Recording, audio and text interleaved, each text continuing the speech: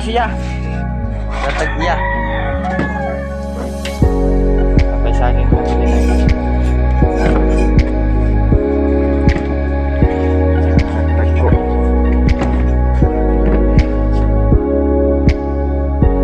Okay na. 3 kilo ni siya, kini siya lang. Kere usag tunga. Na tadat ko ng mga saging. Dapa itong dan.